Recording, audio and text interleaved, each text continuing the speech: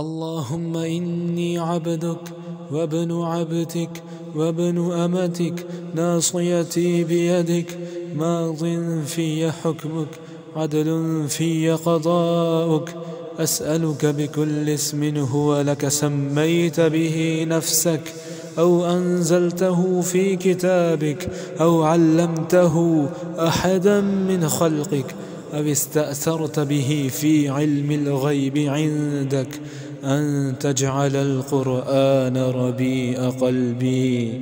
أن تجعل القرآن ربيع قلبي ونور صدري وجلاء حزني وذهاب همي آمین یا رب العالمین۔ اے اللہ، بے شک میں تیرا بندہ ہوں،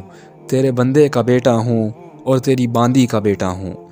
میری پیشانی تیرے ہاتھ میں ہے، میری ذات پر تیرا ہی حکم چلتا ہے، میری ذات کے متعلق تیرا فیصلہ عدل و انصاف والا ہے۔ میں تجھ سے تیرے ہر اس نام کا واسطہ دے کر سوال کرتا ہوں